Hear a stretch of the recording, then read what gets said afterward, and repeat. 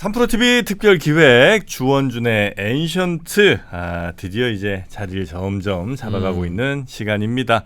고대 근동 특히 이제 이스라엘 관련된 이야기 특히 첫 편에서는 아마 이 구약 얘기 때문에 조금 화나신 분들도 계셨던 것 같고 또 왜 그쪽이 마치 우리보다 훨씬 더 많이 발전한 것처럼 얘기하느냐 뭐 이래서 또 기분 상하신 분들도 있고 이래저래 기분 상하신 분들 오늘까지 잘 와주셔서 감사합니다. 이제 이집트 본격적인 이집트 얘기 우리 주원준 박사님 오늘도 좀 잘 부탁드리겠습니다. 어서 오십시오. 예, 안녕하세요. 네.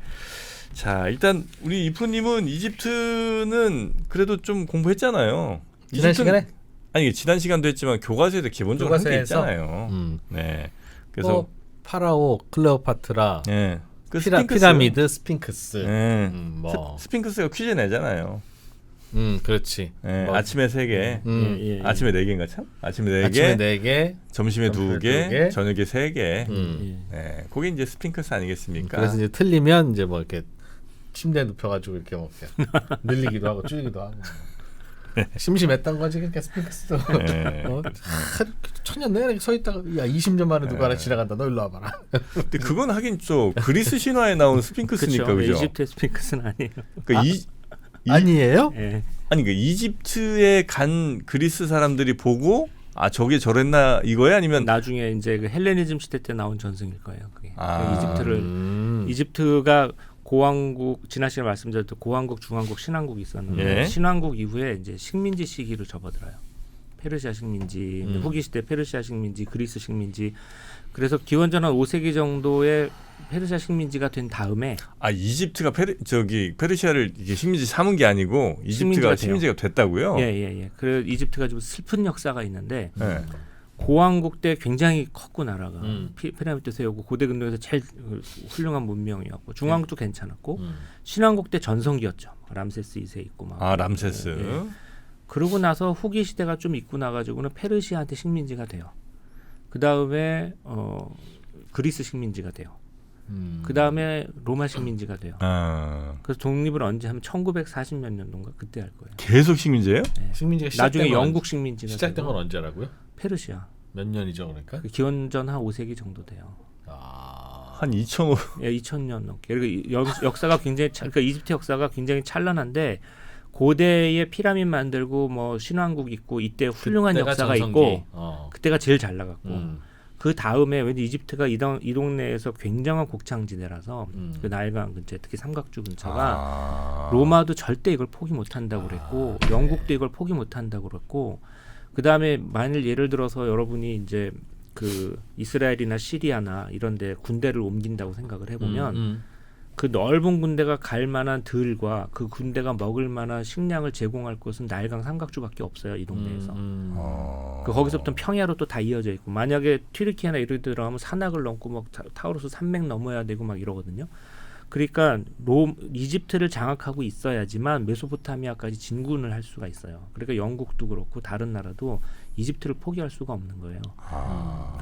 그러니까 이집트는 사실은 굉장히 오랫동안 식민지 시대를 겪어서 이집트 국기에 보면 검은색이 있는데 그게 자기네들이 슬픈 암흑의 역사를 상징하는 그런 상징이에요? 그런 상징이에요. 자기네들도 역사를 이렇게. 예. 그래서 지금 이집트가 이제 새로 독립한 역사가 그리고 지금 이집트가 굉장히 젊은 나라거든요.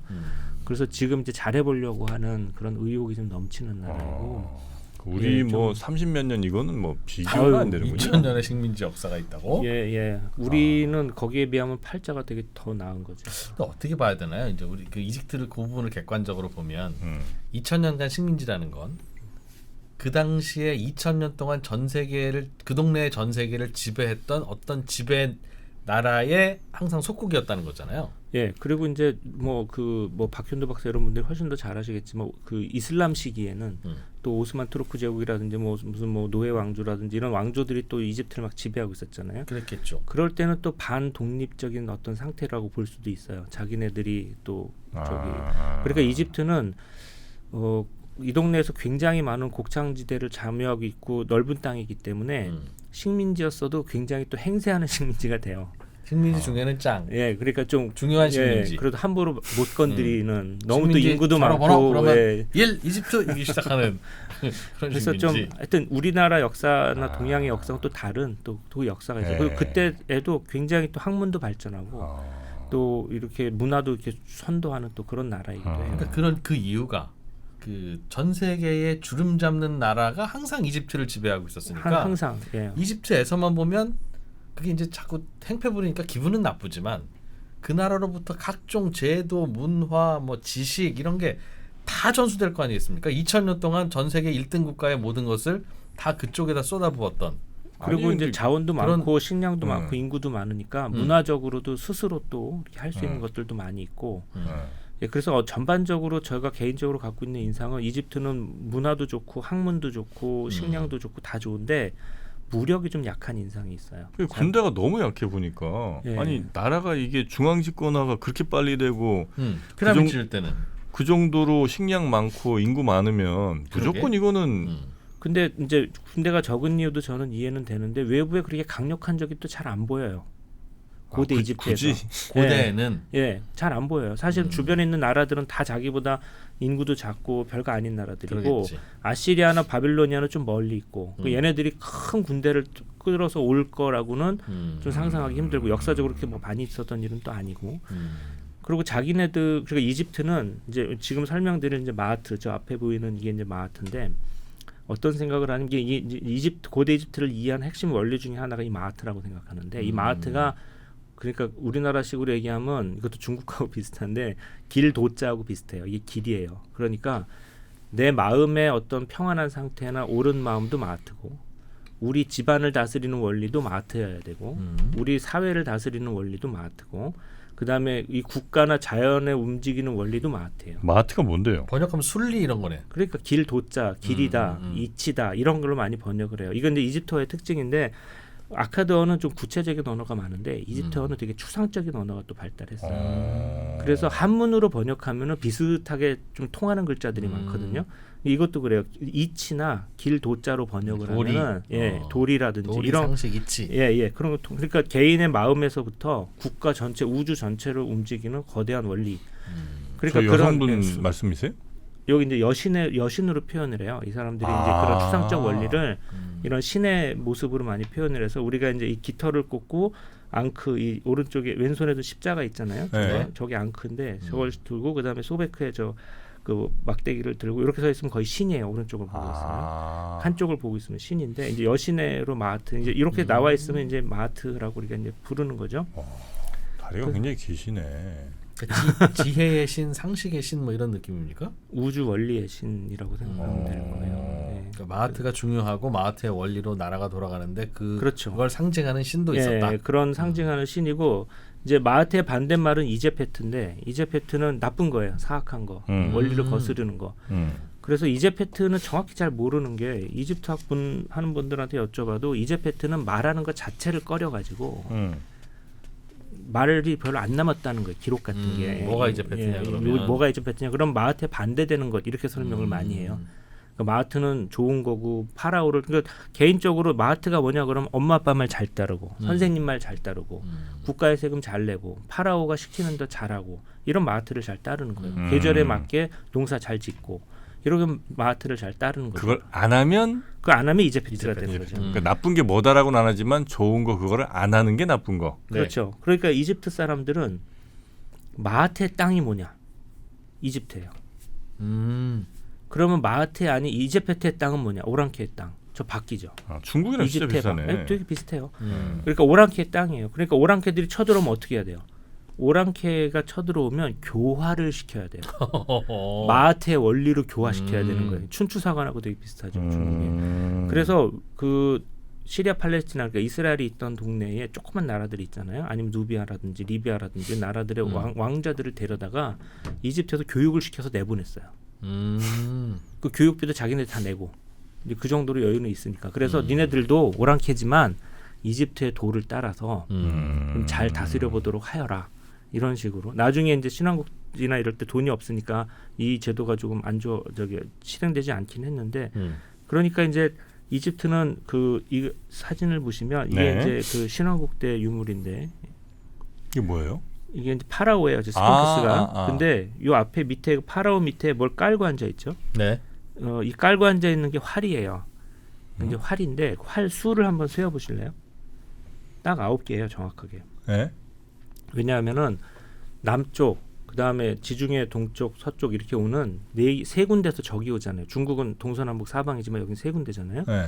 세 군데에서 3이라는 건 이집트에서 많다는 거예요. 그래서 9개의 외적이 있다는 뜻이에요, 이집트에. 그 세 방향에 세 개씩에서 9개. 네. 그래서 9개의 활이 이놈들이 무기를 들고 이렇게 오니까 그 9개의 활이 이집트에서 외적 이제페트를 상징하는 거예요, 군사적으로. 그래서 이 9개의 화살을 깔고 앉아 있다는 건 내가 여기를 지배하고 있다. 그래서 이거는 마하트가 이제 완성된 상태예요. 여기는 숫자를 십진법을 쓰나요? 십진법 써요. 십진법을 써요. 그 메소포타미아 쪽은 이제 수메르 시대 60진법을 썼는데 그게 이제 이게 이제 이런 식, 그러니까 이런 상징물을 통해 가지고 추상적인 마하트의 상태가 유지되고 있다. 뭐 이런 거를 표현하는 미술 같은 것도 많고. 뭔가 좀 이집트는 옛날부터 복받은 땅이라서 금도 많고 구리도 많고, 그 구리를 이제 청동기를 쓰려면 주석으로 그 합금을 만들어야 되는데 그 주석은 조금 없었던 것 같아요. 그래서 파라오가 보게 되면 주석을 찾으러 그렇게 다니거든요. 그 비싼 값에 사고. 그런데 식량도 많고 인구도 많고 거기다 중앙 집중도 되어 있고 나일강이 고속도로 역할도 해주니까 너무너무 좋잖아요. 네. 그러니까 뭔가 추상적인 사고, 뭐 피라밋을 만든다. 이 예술품도 굉장히 멋있어요, 여기는. 그러니까 다른 나라 같으면은 그 정도 수준의 것이 안 나올 텐데 여기는 벌써 그 고 이집트 때부터 너무너무 크고 화려하고, 이거를 지금 생각해보면 도구도 별로 없는데 청동기 시대에 장인이 그 청동기 그 도구를 갖고 저건 평생을 만들지 않았을까 싶을 정도로 너무너무 거대하고 화려하게 만드는 그래요? 그런 것들이 발전을 해요. 왕이 넌 평생 이것만 만들면 내가 먹고 살 걱정 안 하게 해줄게. 그 정도 된 것 같아요. 네. 그러니까 피라밋도 그렇고 어떤 한 장인이 평생을 거쳐서 만든 그런 마스터피스, 그런 아주 걸작의 느낌이지 사람이 그렇게 강제로 노역을 해가지고는 그런 작품이 안 나오거든요. 그 역시 뭐 이집트 하면 우리가 제일 쉽게 생각하는 건 그 피라미드니까 그 대형 큰 피라미드는 몇 년 정도 걸려서 만든 걸 혹시 기록에 좀 있습니까? 거의 뭐 한 평생을 걸려서 만든 것 같은데요. 피라밋 얘기를 먼저 하면 네. 이제 그 마스타바부터 얘기해야 되는데, 마스타바는 뭐냐, 피라밋이 무덤이잖아요. 네. 근데 이제 이것도 이집트적인 생각인데 무덤을 왜 이렇게 화려하게 만들어야 되느냐. 왜냐하면 이 사람들의 생각에는 현세와 내세가 있으면 그 죽음을 딱 경계로 해서 여기는 현세, 여기는 죽음 이후의 세계잖아요. 사후생 이렇게 하면은 현세는 준비예요, preparation. 내세는 완성이에요, completion. 이렇게 설명을 해요. 그러니까 이 생각이 있어요, 옛날부터. 현세에서 뭔가 한 거를 갖고 죽음을 경계로 해가지고 여기서 완성되는 거다. 그러니까 현세에서 해야 될 일은 뭐냐면은 내세에서의 삶을 위해서 준비를 해야 돼요. 너무 이렇게 치열하게 악착같이 안 살게 되는. 그리고 부장품도 그렇게 화려하게 만들고 무덤도 화려하게 만든 이유가 죽음 이후가 더 중요해요. 완성은 죽음 이후라는 거예요. 그러니까 잘 살다가 죽음을 잘 통과해가지고 죽음 이후의 삶이 정말 중요한 삶이기 때문에 그런 생각이 언제부터 이집트에 있었냐 보면은 고왕국 이전부터 나왔다고 그래요. 뭔가 고왕국 이전에도 소박한 유물이 나오는데 무덤을 너무 화려하게 잘 만들려고 그래요.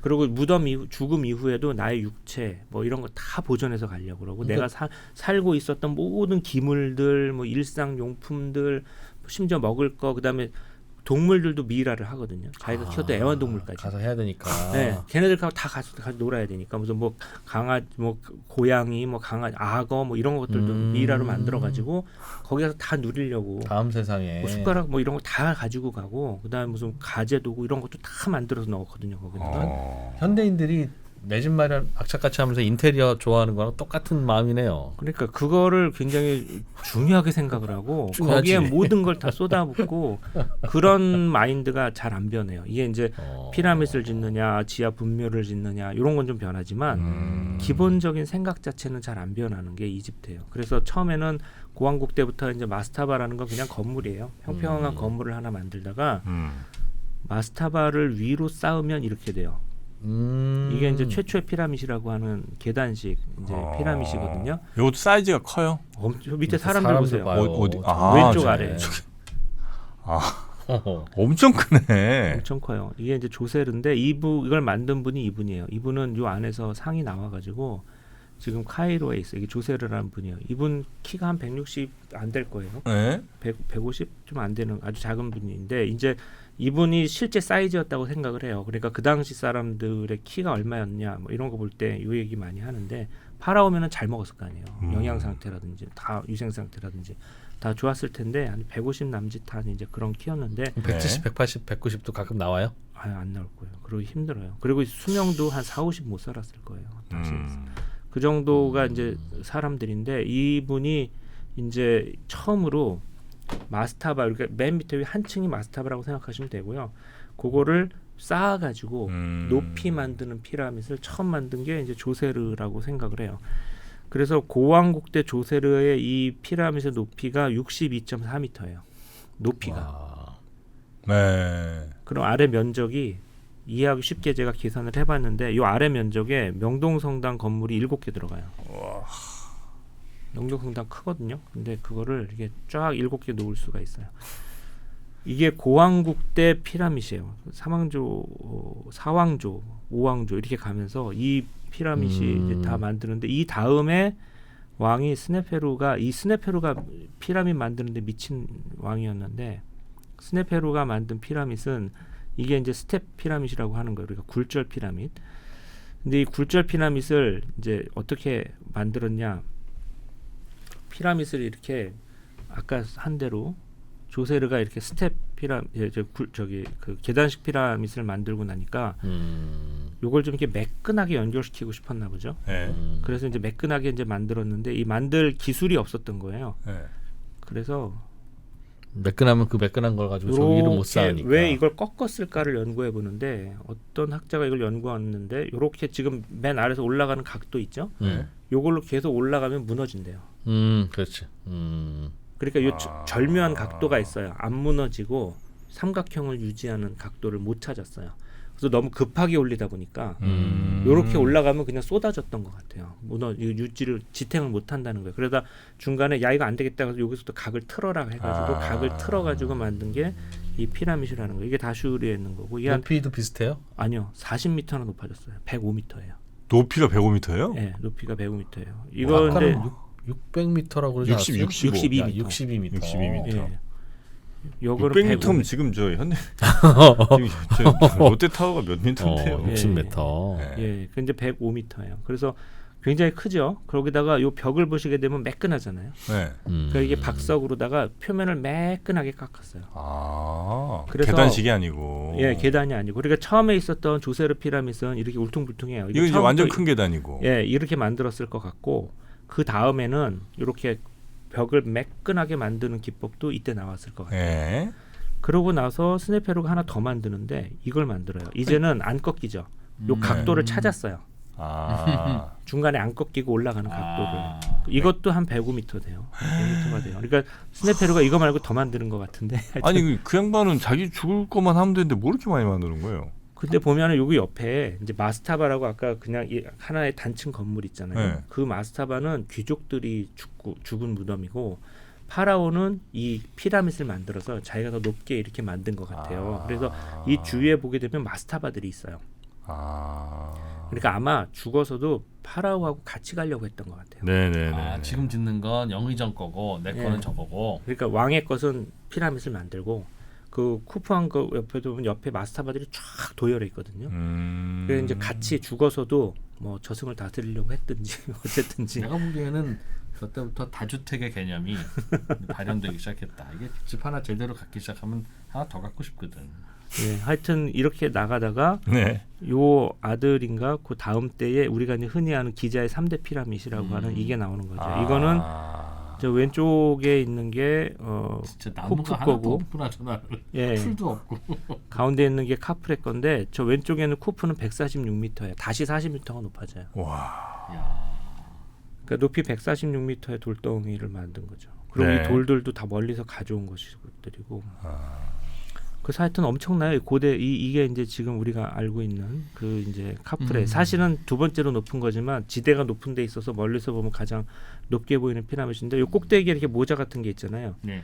저게 사실은 박석인데 저게 사실은 매끈하게 끝까지 쫙 다 덮여 있었을 것 같아요. 맨 밑에까지? 예, 원래는 싹 다 덮여 있었어요. 아, 그럼 그래서 굉장히 매끈했겠네. 굉장히 매끈하죠. 그리고 거기다가 이게 석회암이기 때문에 하얗거든요. 네. 그래서 멀리서 보게 되면은 햇빛의 각도로다가 멀리서 내가 지금 어디 있는지 알 수 있어요. 피라미드에서 반사되는 빛을 가지고. 그래서 이거를 피라미드를 옛날에 사막의 등대라고 그랬는데 그 역할을 해요. 그러니까 멀리서 대상들이 사막을 거쳐서 낙타를 타고 이렇게 오고 보면은 피라미드의 그 각도, 햇빛 비치는 각도하고 시간을 계산해 가지고 내가 지금 어느 위치에 있다 이런 걸 좀 알 수가 있었을 것 같아요. 근데 이 박석이 지금 다 없어졌잖아요. 다 뜯어져 버렸죠. 너 뜯어간 거예요? 네. 사람들이? 네. 왜 뜯어갔을까요? 돈이 좀 될 것 같아서? 그 카이로 시내에 있는 많은 그 집들에 지금 들어가 있다고 생각을 해요. 아, 거기 기와처럼 이렇게 쓰는 거예요? 박석이라는 게 대리석 느낌이에요? 예, 여기 이렇게 끝에 이렇게 있는 돌이 저기 올라가서 중세 때 많이 뜯어냈대요. 왜냐면 이 동네에서 이렇게 좋은 돌을 만들기가 어렵기 때문에. 지금 위에만 남았네. 로우 행잉 프루트는 다 먹었네. 그러니까 올라가서 이렇게 뜯어가지고 굴러 떨어지면 그것 쪽에서 이제 뭐 집도 짓고 이런데 많이 갔을 거라고 좀 생각을 해서 이거를 이제 뭐 덮자 뭐 이런 말도 있는 것 같은데 네. 모르겠습니다. 아니 저거를 그러면 그 뭐 쿠프든 하여튼 뭐 그 3대장이든 이런 사람들이 만들 때 네. 높이 100한 50m 가까이 하려면 돌이 뭐 몇 개인지 상상하기 어려울 만큼 많이 들 거 아니에요. 이거를 그때 나폴레옹이 가져가려고 그랬죠. 프랑스로. 그러다가 피라미드 전체를? 네, 전체 떼어서 통으로? 네, 통으로 했었어요. 그 양반도 제정신은 안 돼. 제정신 아니다 진짜. 그래서 계산을 한번 해봤죠. 네. 해봤더니 여기에 쓰인 돌로 프랑스가 육각형이잖아요. 헥사곤. 프랑스 전체를 다 둘러서 몇 미터로 덮을 수 있을 정도의 양이에요. 그거 하려고? 아니요. 계산해 보니까 이렇게 나온다는 거예요. 그 정도로 돌이 많다는 거죠? 돌이 많아요. 그래서 이거를 못 가져갔어요. 불가능하다고 해서 가서 그렇죠. 파리나 어디에 갖다 놓으려고 그랬지. 너무 좋아서. 그러니까 저거를 근데 하려면 아무리 신앙심이 뭐 많아도 이게 몇십 년 걸려도 난 이게 좀 힘들어. 분해해서 어차피 다시 지어야 되면 그냥 그 동네 돌로 지으면 되는데 프랑스는 돌이 없었나 보죠? 아니 그냥 갖고 가고 싶었던 거예요. 아니 맨 처음에 저거 질 때 저것도 돌을 저 어디 상류에서 계속 갖고 왔을 거 아니야? 날라왔을 거 아니에요. 그렇죠. 하루에- 잘라서 날라서 하루에 뭐 한 10대 갖고는 도저히 택도 없는 거 같고. 수십 년에 걸쳐서 지었는데 사실은 이제 그 수수께끼 중에 하나가 피라미드를 어떻게 지었냐. 예. 이거 갖고 저도 막 책도 좀 찾아보고 했는데 사실은 아주 솔직하게 얘기 드리면 아직도 잘 모른다는 거예요. 그러니까 지금 이제 공법을 모르는데 이제 그동안 많이 추측하던 것 중에 이거는 적어도 아니다라는 건 몇 개가 있는데 옛날에 이제 어떻게 생각했냐면 피라미드 있으면 진입로라고 그러는데 굉장히 긴 진입로를 만들어 가지고 돌을 이렇게 굴려가지고 왔을 거다. 지금 그렇게는 생각 안 하는 거예요. 통나무 이렇게 동그란 거 밑에 쭉 깔아갖고. 예, 그렇게 예? 했는데 그건 아닌 것 같아요. 왜 그러냐면은 진입로를 만들면 그 진입로는 피라미드는 이렇게 돼 있으니까 진입로는 좀 이렇게 완만하게 해가지고 완만하게 해가지고 경사각을 만들어서 하면은 그 진입로의 용적이 피라미드 용적만큼 나와요. 그러겠지. 피라미드 2개 짓는 거하고 똑같고 그러면 그러면 흙으로 쌓아야 될 테니까. 아니 진입로 흙으로 안 돼요. 왜냐면 돌이 너무 무거워가지고 돌로 쌓아야 돼요. 진입로를? 예, 그 피라미드만큼 돌이 필요한데 그러면 피라미드 다 짓고 난 다음에 혹여 만들었다 하더라도 그 돌은 어디로 갔느냐? 그렇지. 그 이 근처에 돌이 좀 있어야 돼요. 옛날 돌이 아니면 그 흔적이라도 옛날 기록이 있어야 되는데 전혀 없고 요것만 있거든요. 그걸로 다음 피라미드 만들어. 그게 멘카우레 피라미드예요. 그게 이제 요 왼쪽에 두 개가 있는 게 가장 크고 오른쪽에 있는 게 좀 작은 건데 멘카우레 피라미드는 요거 남은 돌로 만들었다라는 이론이 옛날에 있어요. 요거 짓고 남은 걸로 그다음 아니, 이게 뭐- 거의 마지막 거대 피라미드인데 그래도 진입로의 돌은 아니었을 거 아니겠어요? 그러니까 만약에 이 높은 돌을 진입로가 아니면은 이 높은 돌을 거기다 어떻게 올려요? 아, 그렇죠. 지금 막 몇 톤씩 되는 돌인데. 그렇지. 그래서 이제 나온 이론이 피라미드 이렇게 있으면 진입 그 경사각을 피라미드 돌려서 경사각을 만들었을 것이다. 그래서 경사각이 피라미드 옆에 진입로를 피라미드 돌아가면서 사선을 이렇게 만들고 나중에 그게 피라미드의 일부가 되었을 것이다. 그 피라미드 벽면을 따라서 이렇게 얇은 완만한 경사각을 돌아가면서 만들고 그래서 끝까지 올린 다음에 내려오면서 덮어가지고 근데 이 이론도 이제 문제가 뭐냐면 그러면 엑스레이 같은 걸 투시해서 그 경사각이 보여야 되거든요. 근데 안 보이는 것 같아요. 그래서 그것도 그냥 이론만 있는 거고 국내에도 이거 연구하시는 분들도 있고 한데 이쪽은 이제 아직도 조금 잘은 모르게 기중기 썼다는 말 옛날에 있었거든요. 그 고대 이집트에서 기중기가 나오기 때문에. 근데 또 고대 이집트 기중기가 있어요. 기중기 있었다고 해요. 그래서 근데 그 기중기를 썼다는 기록은 또 아직 못 찾아서 이거는 문헌적으로 약간 약한 것 같고. 그래서 이제 여러 가지 이론이 있는데 그 이 돌이 그러면 어디서 온 거냐 하면은 이 돌이 채석장도 찾았고 어디서 와서 어떻게 왔다라는 기록도 있고 다 있는데 이 큰 돌을 여기까지 와서 높이 올리는 방법에 대해서는 아직도 제가 속 시원한 대답은 못 들었고 많은 이제 저기만 있어요. 그 추측만 있어요. 혹시 저기가 돌밭이었는데 저것만 남기고 아니에요. 돌들을 다 어디로 옮겨버린 건 아닐까? 아니에요. 돌은 저기 남쪽에서 왔어요. 이 돌은. 그건 이제 확실하고. 그건 확실해요. 예. 와, 그리고 저 돌이 어떻게 위로 쌓아올렸지? 아무리 물러도 그렇지 저렇게 사각형으로 쉽게 깨지진 않을 거 아니에요. 깨지지도 않고 굉장히 정교하게 맞물려 있고 그리고 가서 보면은 돌이 하나에 몇 톤씩 하거든요. 정말로 가서 뭐 돌 하나가 정말 집집하네요. 그거를 어떻게 들어올렸어? 정교하게 쌓아서 올렸기 때문에 이 기술은 아직도 잘 모르는 거예요. 요 스튜디오만 해요, 진짜 돌 하나가? 스튜디오보다 작겠지. 조금 작죠. 하지만 전체가 무거워요. 돌덩어리니까 그 피라미드 안에 들어가 보면 그 더 정교한 걸 느낄 수 있죠. 작년에 우리 팀이 가가지고 한 사흘 동안 6개의 피라미드를 들어갔는데 들어가서 보면 정말 잘 만들었다는 게 느껴져요. 밖에서 볼 때보다. 네, 그 정말 정교하게 이렇게 쌓아가지고 어떻게 이렇게 만들었을까. 그 안에 그 피라미드 텍스트가 있는 곳에 가면 더 정교하게 보이고. 그러니까 대충 쌓은 것도 아니고 분명히 설계도가 있었어요. 그래서 이제 우리가 이모텝이라는 분이 피라미드를 만든 그 고대 이집트의 현자다. 약간 전설적 인물이긴 하지만 그래서 이모텝이 만들었다고 우리가 이제 옛날부터 그렇게 오래 오니까 그렇게 이제 생각을 하는데 이모텝 씨가 누구예요? 그 조세른가 하여튼 그때 고왕국 때 재상의 이름인데요. 그러니까 왕이 피라미드 만들어라 하니까 이 많은 돌들을 가져와서 이 많은 인력이며 자재며 그 계획이며 이런 걸 세운 사람이 이제 이모텝이라고 하는 거예요. 그래서 나중에 이모텝은 이제 지혜의 어떤 최고의 스승 이렇게 이제 됐기 때문에 네? 지혜 문학에서 약간 신비화된 인물이긴 하는데 이제 역사적으로도 근거가 있는 인물이기도 하고 그래서 임호택 씨. 예, 이모텝 임씨예요. 우리가 농담 삼아서 임씨랑 임호택 씨가 아니고 임호텝 임호텝. 임호텝.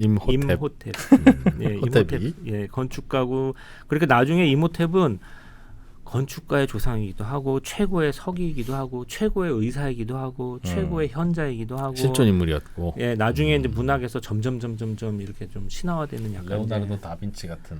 예, 고대 뭐 이집트. 그런 예, 그래서 느낌이었나 뭐 다 이모텝 하죠. 예. 그래서 이제 생각해 볼 거는 이게 이제 고왕국 때 3, 4, 5왕조에서 이걸 다 했단 말이에요. 그러고 나서 국력이 쇠잔한 것 같아요. 그렇다니까요. 생산활동을 안 하고 돌만 옮기니. 그러니까 이렇게 하니까 그러니까 무덤을 짓다가 망한 나라가 몇 개가 있는데 이제 나중에 나바테아인들 페트라도 약간 그렇거든요. 엄청나게 번성했던 도시가 화려한 무덤을 짓고는 그걸로 돈 다 써가지고 이제 망한 나라인데 이집트 고왕국도 약간 그런 면이 있어요. 그래서 그 다음 시기부터 중왕국 때부터 거석 피라미드를 안 만들어요.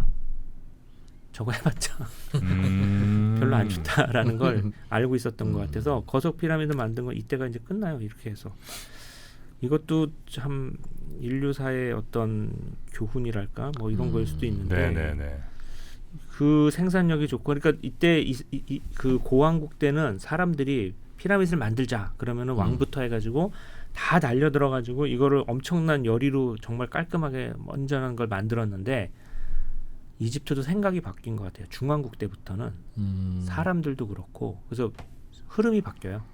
나라의 흐름이 갑자기 개인적인 문학 나오기 시작하고 그러니까 이때는 개인적 문학 이런 것도 없어요. 그냥 굉장히 어떻게 보면 전체주의 같은 그런 느낌의 나라였는데 그 나라가 결국 망하게 돼요. 그래서 피라미드는 굉장히 시사하는 바가 많아요. 이런 면에서 보면 그리고 또 하나는 고왕국, 중왕국, 신왕국 중에서 거석 피라미드를 만든 것은 고왕국밖에 없는데 이스라엘에서 이집트 탈출 사건 엑소더스는 신왕국 때 일어났거든요. 출애굽. 네, 출애굽. 네. 그러니까 이집트 탈출한 노예들이 피라미드 만드는데 동원되었다라는 건 역사적으로 안 맞는 거예요. 네, 신왕국에서는 피라미드 안 만들었어요.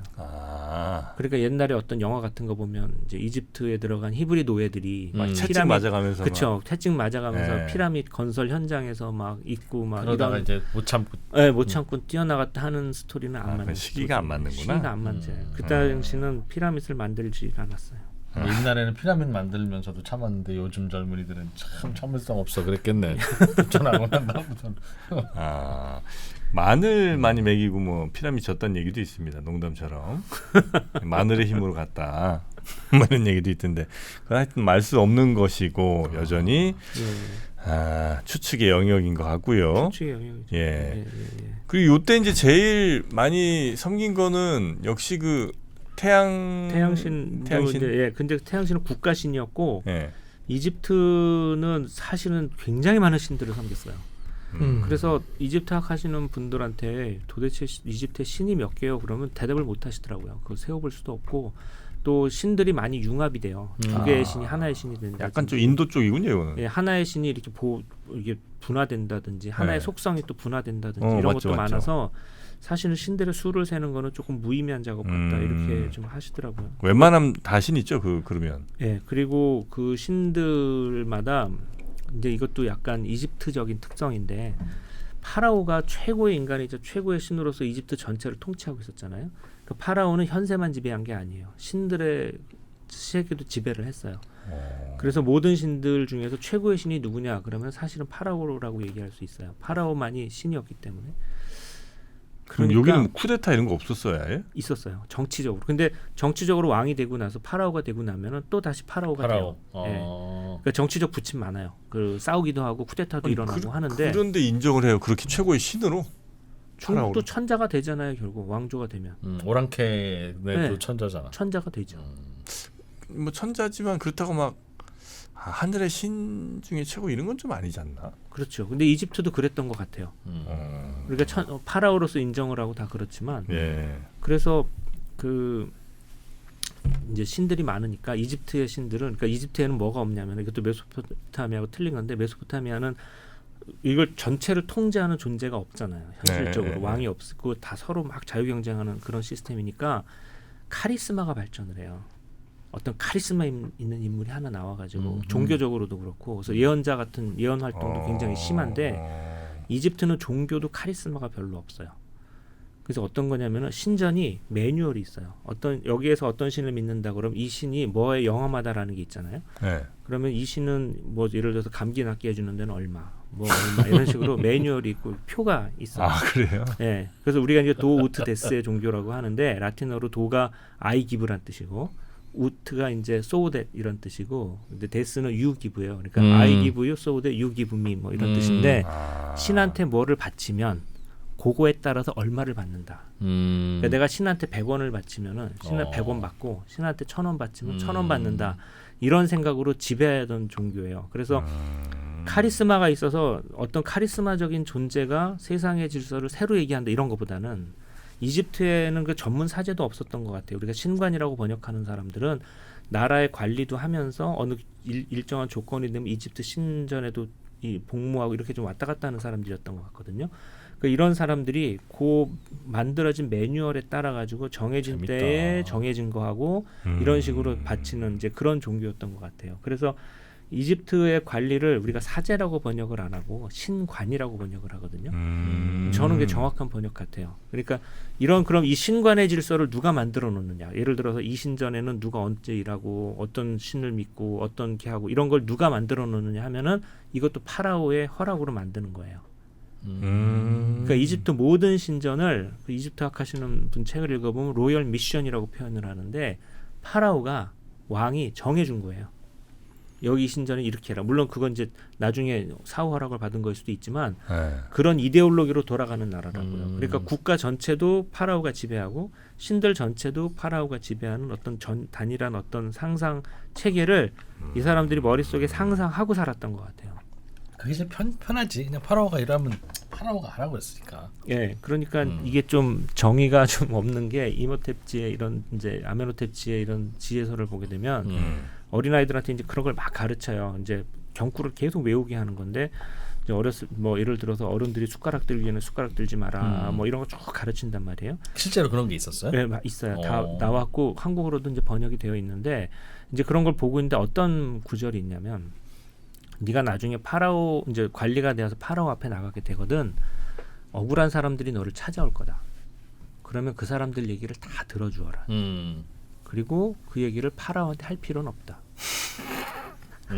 왜 그러냐면 이 농민이나 노동자 단순한 사람들은 거기서 이제 그러니까 그 해석을 그렇게 해요. 그 관리한테 와서 억울함을 토로하는 것으로 들어주는 것이 충분하고 그거를 네가 파라오한테 얘기하면 너도 안 좋게 될 수 있잖아요.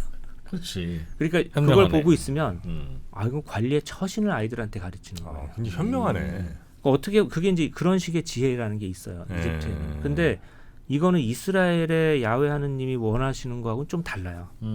이스라엘은 의로움의 종교거든요. 옳다, 의인 이런 거 굉장히 강조하는 종교예요. 근데 이집트는 그렇지 않아요. 그래서 종교의 결이 문헌을 보고 있으면 비슷하지만 이건 굉장히 좀 다른 것 같다. 이제 이런 식의 느낌을 많이 주는 종교죠. 약간 현실적이고 세속적이기도 하고 이집트는 어떤 면에서는 그래요. 그리고 나서 추상적인 얘기도 굉장히 많이 하고 그리고 의학이나 기술이 굉장히 발달해 있어요. 금도 굉장히 많고 그러니까 다른 나라에서 외교 문서 같은 걸 보게 되면 우리가 2000년대에 가면 더 많이 얘기하겠지만 이집트한테 의사를 좀 보내줘라. 아니면 금을 좀 보내줘라. 이런 얘기를 다른 나라 왕들이 많이 보내요. 의사란 직업 자체가 이제 독립돼서 있었군요. 네, 그러니까 이집트의 의술이 뛰어나기 때문에 특히 히타이트의 그 왕실이 병이 잦아요. 그래서 병사를 많이 했어요. 그래서 뭔가 아프고 막 이럴 때 그 이집트 쪽에서 의사, 기사 그리고 옷감 짜는 여인들. 그러니까 이집트의 화려한 옷 같은 거를 자기네들은 못 만드니까 막 금실은실 엮어서 막 만드는 거. 근데 그런 여인들을 좀 보내줘라. 미세 공정이 좀 어렵죠. 네, 그러니까 이런 공정들은 자원도 풍부해야 되지만 장인들이 오랜 시간 이렇게 습득한 어떤 기술 같은 게 필요한 건데 다른 나라는 아직 그런 거를 잘 못 만드는데 이집트는 그게 굉장히 풍부했던 것 같아요. 그러니까 이집트에서 그런 걸 좀 보내줘라 이런 게 굉장히 많아요. 그러니까 독재하는 왕이 내가 먹여 살릴 테니 넌 평생 그것만 해라고 하면 발전할 수 있을 테니까. 그렇죠. 그리고 먹을 게 일단 많으니까 사람들 중에서도 그런 직업을 선택하는 사람들도 있을 거고. 그러니까 전체적으로 보면은 이 이집트가 그 당시 그 고대 근동 세계에서는 굉장히 여유 있고 풍요롭고 문화나 이런 것도 좀 발전하고 그리고 그런 법 없이도 이렇게 파라오의 말만으로도 다스려지는 어떻게 보면 그것도 좀 중국하고 좀 비슷한데 좀 사람들이 서로 예의만 차리면서 잘 살면 도를 따르고 이런 나라라는 좀 생각이 있어요. 그래서 아마 그 이스라엘 사람들이 2000년대 나라의 기근이 되니까 이집트로 들어갔다. 이런 것도 저는 좀 이해가 되는 게 이집트에 사실 많이 받아줬고요. 이집트 기록에. 그 사람들을 그리고 이집트는 노동력이 필요하니까 그 사람들을 또 노동력으로 쓰기도 했고 그래서 외부에서 오는 이제페트의 오랑캐들 이 사람들이 힘들어서 오게 되면 야박하게 안 하고 잘 해가지고 이집트 특유의 마하트를 가르쳐가지고 다시 내보낸다. 이런 식의 생각을 좀 갖고 있었던 것 같아요. 그러니까 이스라엘 사람들을 꼭 뭐 납치해서 데려가고 이런 게 아니고 그렇죠. 이스라엘 사람들이 워낙 딴 데서 굶다 보니까 야 이집트 가면 먹고는 산대. 그렇죠. 가서 이제 일하고 좀 외국인 노동자처럼. 그렇죠. 예, 그래서 이집트어에 그런 단어들이 있어요. 외국에서 온 가난한 배고픈 노동자들 이런 단어들도 있고요. 이집트어에 그게 나중에 이스라엘 그 히브리어에도 영향을 주는 단어도 있고 에브ion이라는 단어가 이제 그렇게 보는데 이제 그런 식의 언어들이 있죠. 근데 이집트에서 제일 좋은 그 상식 윤리 순리 이거에 그 마하트요. 예. 반대말은 이제페트. 근데 왜 반대말하고 매우 나라 이름이 비슷해요? 이제페트가 아니 이집트라는 이집트라는 나라 이름은 읍트에서 왔어요. 읍트. 예, 그게 이제 콥틱이라는 말의 어원과도 같고요. 읍타가 프타신의 이름이에요. 읍타. 그러니까 프타신의 이름에서 온 이름 같은데. 그래서 이제 이집트, 콥트 다 이제 같은 어근이고. 지난 시간에 얘기를 잘 안 했는데 이집트가 이렇게 두 개의 나라잖아요. 상이집트, 하이집트. 문화적으로도 좀 다르고. 그래서 옛날부터 이집트를 두 개로 인식한 것 같아요. 히브리어로 미츠라임이라고 하거든요. 현대 말로는 미츠리인데 미츠라임이라는 말이 히브리어 단어에서 쌍수형이에요. 그러니까 단수형, 복수형 사이에 쌍수형이 있어요. 손 두 개나 암수 한 쌍 가리킬 때 쓰는 말인데 이집트라는 나라 이름은 쌍수형으로 써요. 그래서 왜 히브리어로 이집트를 미츠라임이라고 부르느냐 하면은 이집트에 대해서 제일 잘 알고 있는 민족 중에 하나가 이스라엘이거든요. 바로 옆에서 거기서 또 오래 살다 왔으니까. 그래서 이집트를 두 개로 인식한 것 같아요. 그러니까 정확히 말하면 히브리 말로 미츠라임은 두 미츠리란 뜻이거든요. 미츠리 두 개란 뜻인데 왜 그렇게 했냐? 상이집트, 하이집트 나눠 있으니까. 그래서 나중에 이집트가 분열할 때는 반드시 그 패턴으로 분열을 해요. 상이집트와 하이집트가. 현대에서도 그 지역 감정이 남아 있다고 그러더라고요. 그래서 남북. 예, 그 상이집트, 남북 이집트. 그래서 그 이집트 사람들이 농담조로 세계에서 가장 오래된 지역 감정이 어디냐. 그래서 제가 그 사람들한테 야 웬만하면 니네들이 다 세계에서 오래된 거야. 그렇지. 뭐든 니네들이 다 오래된 거야. 이제 이렇게 하여튼 고왕국 때는 꽤 잘 나가고 하여튼 나라 부유하다가 예. 이제 점점 뒤로 갈수록 약해지고 이 나라 저 나라 침입받고 예. 이렇게 이제 좀 약간 쇠락하게 된 거군요. 예, 그러니까 이게 나라가 이제 이집트가 고왕국, 중왕국, 신왕국 이렇게 강력한 중앙 집권을 통일해서 딱 하나가 되면 정말 빛나요. 정말 무시무시하고 이걸 건드릴 나라도 없어요. 정말 대단한 나라가 되는데 망하는 거는 어느 나라나 망하는 건 다 비슷해요. 내부에서 분열이 일어나고 그 분열의 틈을 타가지고 외부에서 적들이 쳐들어오고 그렇게 갈등이 지속되다가 어느 한 계기를 통해 가지고 나라가 망하게 돼요. 그렇게 되면은 혼란기가 일어나게 되는데 혼란기가 되면 지방에 있는 호족들이 예전에는 일어나지도 못하던 사람들이 중앙에 파라고 약해지니까 하는 짓이 뭐냐면은 마스타바 안 짓고 피라미드 지으려고 그러고 자기도. 그리고 이제 정치적으로 사람이나 군대를 모아가지고 어떻게 도전해 보려고 그러고 이제 이렇게 하는 놈들이 이제 그 지방에서 여러 군대가 일어나서 서로 겨루기 시작하면은 또 얘네들끼리 다툼이 끝날 때까지는 계속 이제 그 중간기가 이어지는 거죠. 이렇게 되면 외부의 적들도 옛날에는 이집트가 참 풍요롭고 먹을 것도 많고 약탈할 것도 많은데 무서워서 못 들어갔다가 이제 얘네들도 들어와서 침략하게 되고 이런 패턴이 일어나는 게 이제 중간기에 이런 일들이 일어나요. 맞으면 네. 힘이 빠져서 그래서 이제 이집트가 중간기가 이제 고왕조가 끝나는데 묘하게 메소포타미아에서 2000년대가 시작될 즈음해서 몇백 년 차이 안 나지만 이집트도 비슷하게 끝나요. 그래서 3000년대가 거의 저물 때쯤 해가지고 그 메소포타미아에서는 신수메르 왕조가 무너지고 이제 그 바빌로니아 그 함무라비가 나오게 되는데 이쪽에서는 고왕국이 무너지고 그래서 이집트하고 메소포타미아하고 나중에 이제 진짜 붙게 돼요. 그래가지고 이제 아시리아든지 바빌로니아는 이집트를 직접 쳐들어가고 페르시아나 여기를 점령해 버리는데 3000년대에는 직접 충돌이 없어요. 서로를 인식하고는 있었어요. 저기에 파라오가 엄청난 놈이 있다더라. 이쪽에는 여기는 큰 어떤 문명이 있다더라. 이건 있고 그 다음에 건축 기술이라든지 어떤 그 유물을 보게 되면 서로 영향을 받았던 거 이런 것들은 많이 보이거든요. 네. 하지만 직접 충돌은 없고 그 사이에 시리아 팔레스타인 지방에서도 아직 문명이 아직 안 나와요. 그러니까 사람 사는 흔적은 나오지만 글자라든지 우리가 어디서 왔다라든지 뭐 이런 것들은 안 나오고 사람은 살고 있었어요. 그래서 3000년대는 우리가 볼 때 크게 두 문명이 있었다. 네. 이집트하고 메소포타미아. 그리고 그 시리아 팔레스타인 지역은 아직 본격적인 문명이 시작되지는 않았다.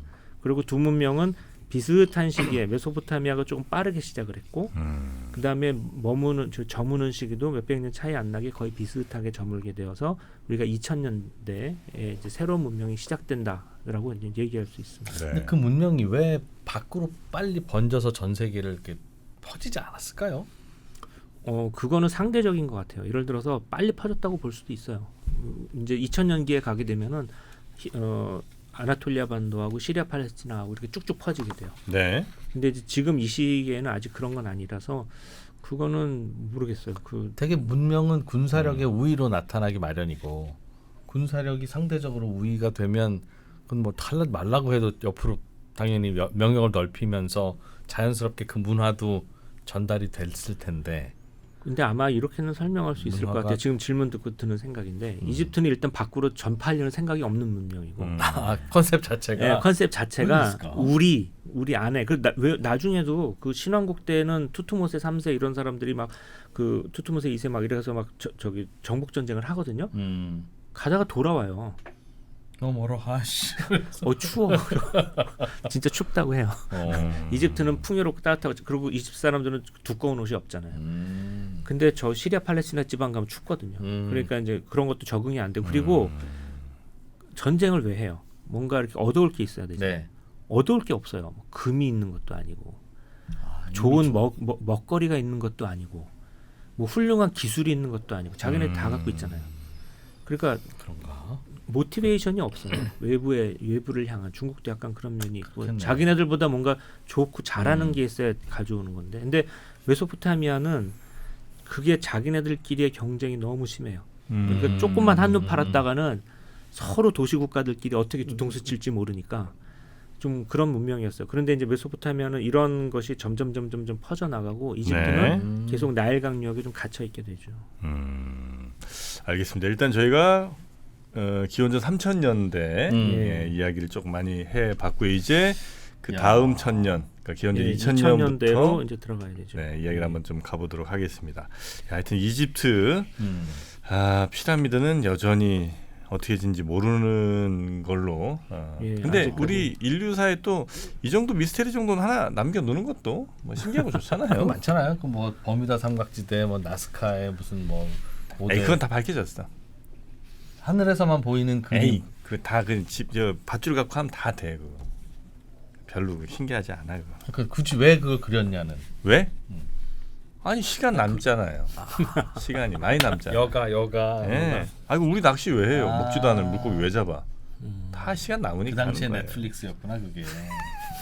자, 그렇게 기원전 3000년대 얘기는 마무리하고요. 이제 다음 시간에 기원전 2000년대로 한번 가보도록 하겠습니다. 자, 오늘 함께해 주신 한림성서 연구소 주원준 박사님 고맙습니다. 감사합니다.